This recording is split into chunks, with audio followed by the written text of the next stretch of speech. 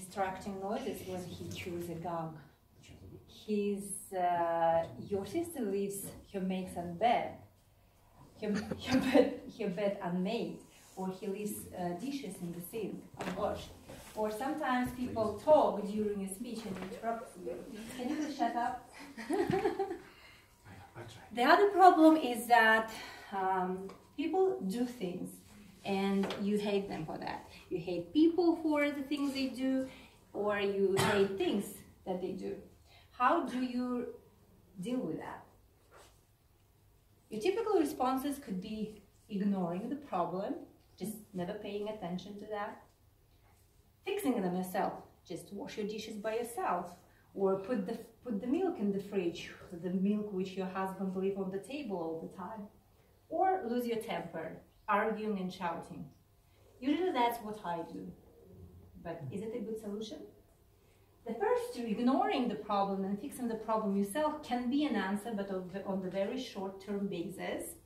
And you can try suppress your anger, controlling your anger and temper, but as the experts say, suppressing your anger can give you ulcer, and you don't want that. They say that the best way to deal with these problems is to assert yourself. Let me explain before what assert yourself means. Assert yourself means behaving in a determined way to say clearly what you want and defend or maintain your rights or choices. So make the other person do what you want. How you're going to do that? There are 4-step methods to achieve this. And the first one, you state the problem. Stating the problem means that you directly say what you want. You directly say why you want that. So for example, Kanat, I want you to keep quiet during my presentation. You tell your feelings. Kanat, I don't feel comfortable when you talk during my presentation. You specify a solution. Kanat, I would like you to keep quiet during my presentation. This is a solution. And you describe the consequences. If you keep quiet during my presentation, I will feel respected, you will gratify me as a speaker, and also you will learn a lot of new things. There are some tips, of course, how to handle such situation. And the first one is, of course, speak up immediately. Don't wait for hours or weeks or years to say what disturbs you. Because speaking up immediately, it makes the situation less stressful and more, and the outcome more desirable for you. You need to be direct. Like instead of saying, Kanat, you know it's impolite to speak during someone's presentation. It's kind of vague. You need to be direct. I don't feel comfortable while you speak during my presentation. Be pleasant. They say that the bad news always comes with a smile. So smile and use a friendly tone. And be calm. Calm is, I think this is the most difficult one because it's so easy to lose one's temper. But being calm means being credible because you usually don't trust hysterical people. So be calm. And what will happen if you tell a person your feelings, you tell that you don't like some situation? It's probable that the person will resist, right? Like, I don't want that. The best way to achieve what you want is continue delivering your message. Continue till this person comprehends why that is the problem, until the person complies with your request. So repeating is the best solution in times when someone resists your requests. And as for this project, I need to role play for this, for showing how this approach works in the real life. Because in a perfect case scenario, if you employ all this 4-step approach, it means that the person will comply with the request. But we don't believe in the real world. In the real world, people will often resist you. They will often be defensive.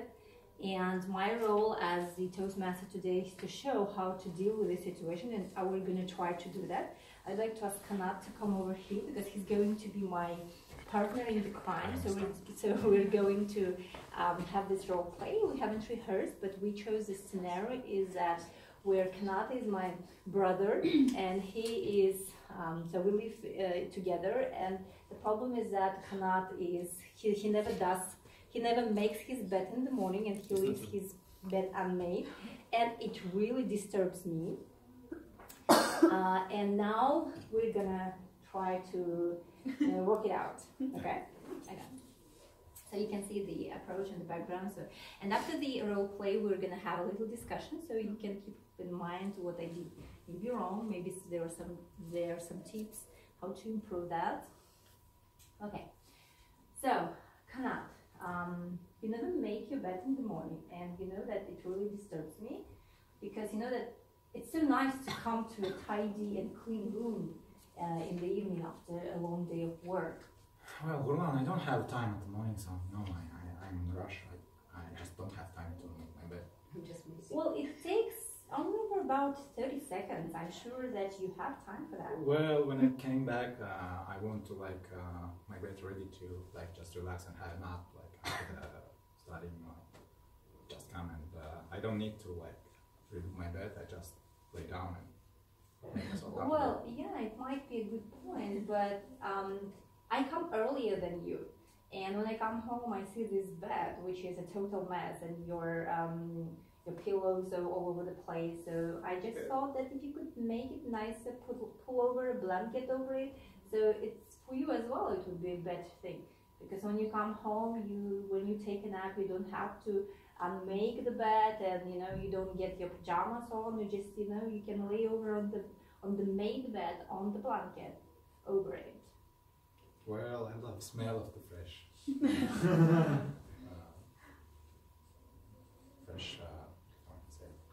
fresh pillow and etc. So it would be more fresh because we open the window, and that's why when we make the bed, it's not so fresh as. Okay. So they say that if you make your bed in the morning, so you start your day right, because there is just one thing that you start doing for yourself and by yourself in the morning. So, so it gives you a sense of that everything is ready, that you're ready to start the day. So if you don't make the bed, it's there's no closure for the night, and you're kind of still in the sleepy mood. Don't you think so? Well, I never think about it actually, but I'm myself very comfortable with the situation, and I don't need to. Yes, I know, but still, wouldn't you feel better if, for example, if everything is tidy in your room and you come home and you don't have to think about this mess in your room, and there is a nice bed, it is made, everything is clean, everything is tidy, so wouldn't you boost your self-confidence? I'm not sure actually. I probably lost everything, and because now I know there is everything, but when it will be tidy, I don't know where is everything. What if we have a deal that you start making your bed, let's say for a week, and see how you feel? Maybe there will be some changes in your attitude. What about that? Okay, but only because I love you. So okay. That's only one reason. Yeah. One only. Thank you for that. Thank you, Kanat. Thank you. Okay, so how do you think it went? Did it go well? Yes, it or went very well. Actually, not so well. Not so well. Okay, well. First of all, I'd like to say that probably you, at least I didn't hear your feelings toward that. Okay. Why it hurts you that Okay. he's not doing that, so that he knows that there is a something in you that's why you don't like that. Okay. Just probably feeling, and then you actually probably should also describe the consequence Okay. in terms of, okay, you touch my feelings, and now if you don't do that, actually I feel compelled to not to wash your, I don't know, Yeah. dishes, foods. I love you, but you know, if you keep hurting me, please. I'm just. So you Yeah. think like I was bad? No, I mean probably what he's mentioning, like you have to deal like Because you're right a now, person. as a person who was in pro performance, I didn't feel the need to do the change. So if you Okay. say like, if you do that, I will probably like do something for you when it will have something like